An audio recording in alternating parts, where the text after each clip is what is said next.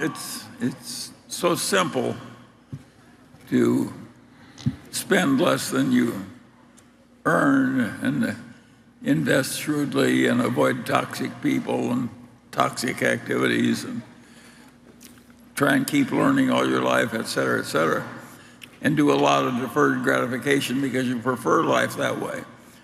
And if you do all those things, you are almost certain to succeed. And if you don't, you're going to need a lot of luck. And you don't want to need a lot of luck. You want to go into a game where you're very likely to win without having any unusual luck. I'd add one more thought, too. You need to know how people can manipulate other people, and then you need to resist the temptation to do it yourself. Oh, yes. The toxic people who are trying to fool you or lie to you, who aren't reliable in meeting their commitments. The great lesson of life is get them the hell out of your life. Yeah. And do it fast. Do it fast. And I would add, Charlie would totally agree with me, do it tactfully if possible too, but do get them out of your life. Yes, yeah, I don't mind a little tact. Or even a little financial cost, but the question is getting them the hell out of the life. Could you please advise us on what major mistakes we should avoid in both investing and in life? I would also like to have Mr. Munger's thoughts too, please. Thank you very much. Well, Charlie said the major mistake you can make, and you're lucky if you're in the United States. If you go around the world, you don't have a lot of choices in some places, but you should write your obituary and then try and figure out how to live up to it. That's something you get wiser on as you go along. The business mistakes, you just want to make sure you don't make any mistakes that take you out of the game or come close to taking you out of your game. You should never have a night when you're worried about investing. I mean, assuming you have any money to invest at all, and you should spend a little bit less than you earn, and you can spend a little bit more than you earn, and then you've got debt, and the chances are you'll never get out of debt. I'll make an exception in terms of a mortgage on your house, but credit card debt, we're in the credit card business big time, and the world will stay in the credit card business. But why get behind the game?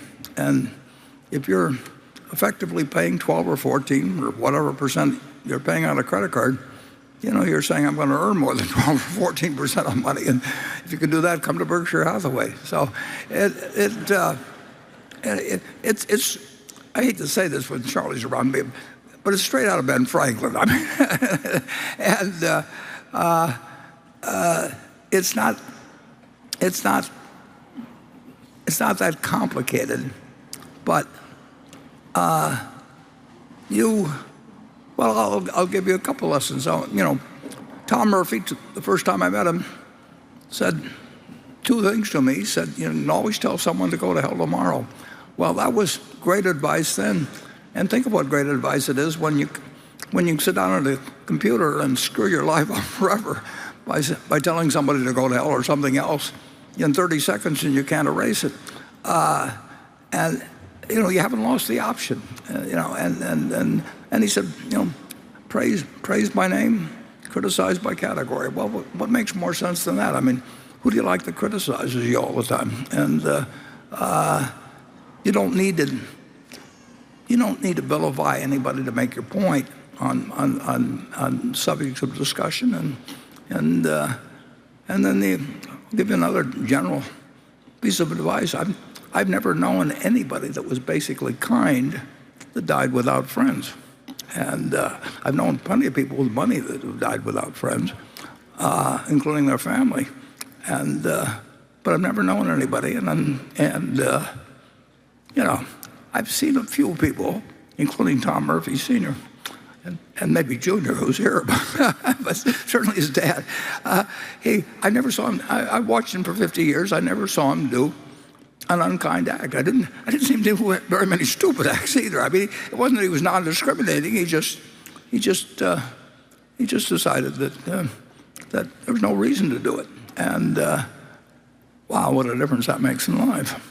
Both of you have said before that the most difficult problems in life are always people problems, and one of the key lessons you have learned to be able to live a happy life and a successful life is to stay away from negative people. My question is, what to do if those negative people are your families, the people whom you can't simply stay away from? Yeah.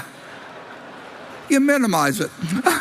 But you can't, no, I mean, there's no question about it. And Charlie gave an answer I thought was a master of tact the other day when he says you always ought to interact with people who behave well. He says, of course, you have to make some exceptions in your family. But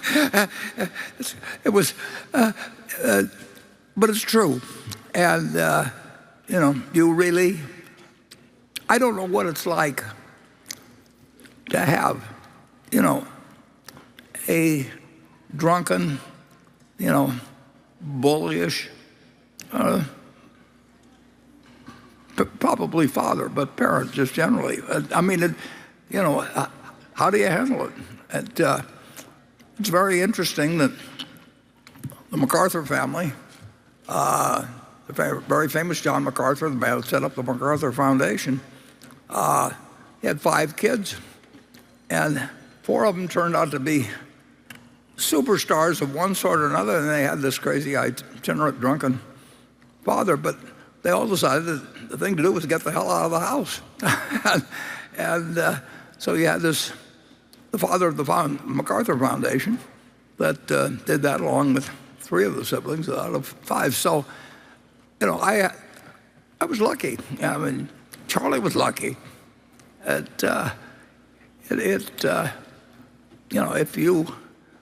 If you have our father saw plenty of shortcomings in both of us, but it would still be there for us. And if you have one that won't be there for you, it's a very tough problem.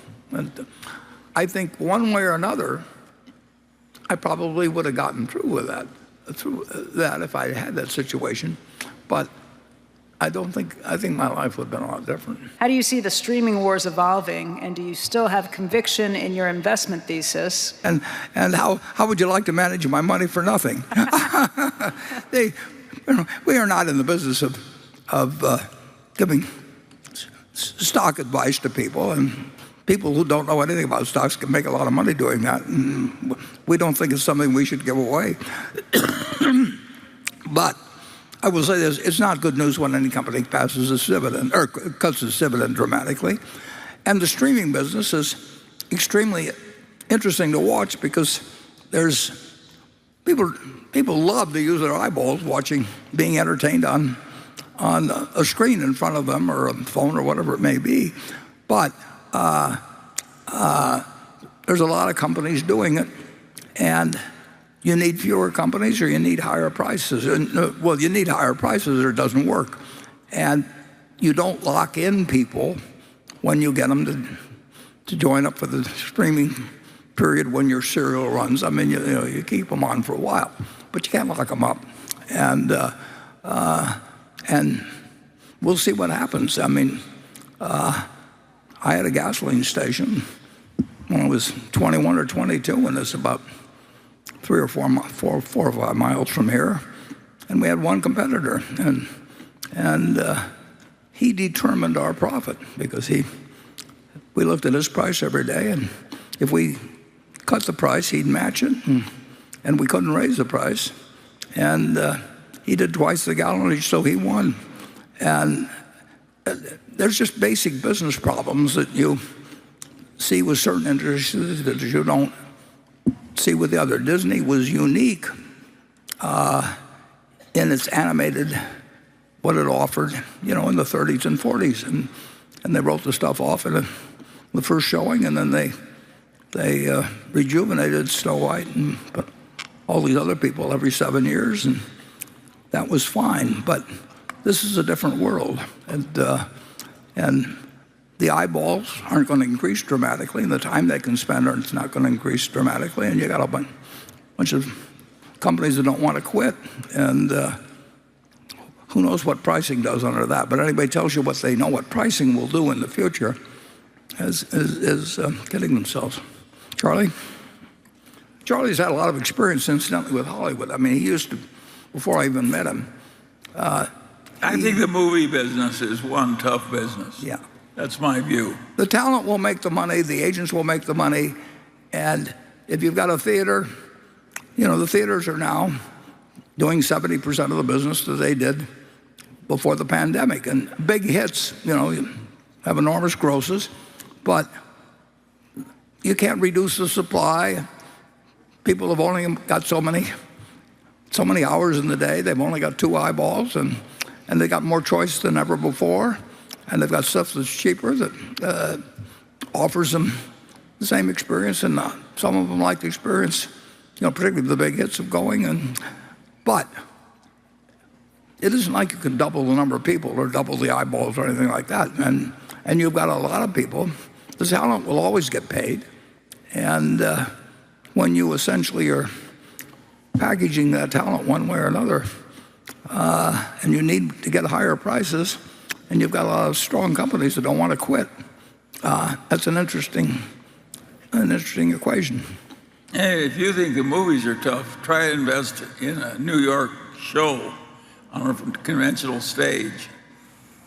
There they think it's a breach of faith in that business to let the person who put up the money ever get any money back. Yeah, well, Charlie saw a lot of that, actually. When I don't like those businesses. Tell him what happened on Cleopatra, Charlie.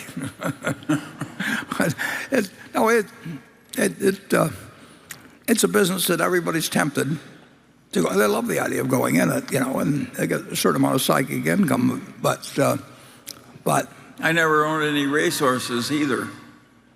well, my father-in-law and I used to talk about claiming a horse at Exarban, but we never quite got around to it. We had a lot of fun going to the track together.